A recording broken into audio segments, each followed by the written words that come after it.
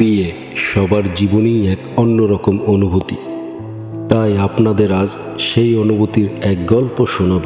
কিন্তু গল্পটি আমার নয়, আমার খালাতো বোনের বিয়ের গল্প। কোনো ব্যতিক্রমধর্মী গল্প নয়, একেবারেই কমন একটা গল্প।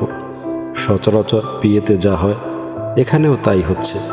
আপনারা দেখতে পাচ্ছেন বরকে গেটে আটকানো হয়েছে, তাকে শরবত মিষ্টি খাইয়ে রাখা হচ্ছে, কিন্তু বেচারাকে ভিতরে ঢুকতে দেওয়া হচ্ছে না।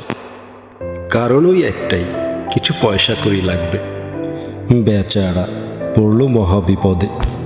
কি আর করার, এবার মনে হয় পকেট ফাঁকা করতেই হবে, নইলে তো বউয়ের কাছে যাওয়া হবে না।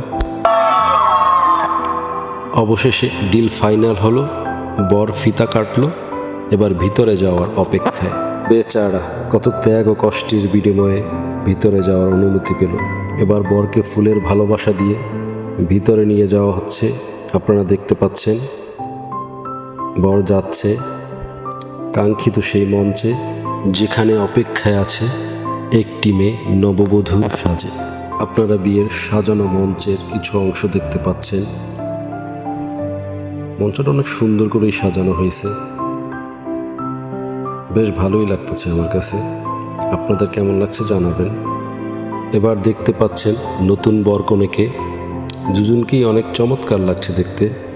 বিয়েতে আগত সকল মেহমানরা এক এক করে বর কনেকে শুভেচ্ছা জানাচ্ছে, আপনারা দেখতে পাচ্ছেন।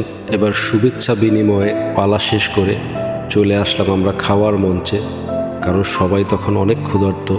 আপনারা দেখতে পাচ্ছেন বরকনের সাজানো খাবারের প্লেট। আসলে মানুষের জীবনে বিয়েটা অনেক আনন্দের, কেননা এই বিয়ের কারণেই দুটি অচেনা অজানা মানুষ ভালোবাসার বন্ধনে আবদ্ধ হয়। পরিশেষে ওদের দুজনার জন্যই রইল অনেক অনেক দোয়া আর ভালোবাসা।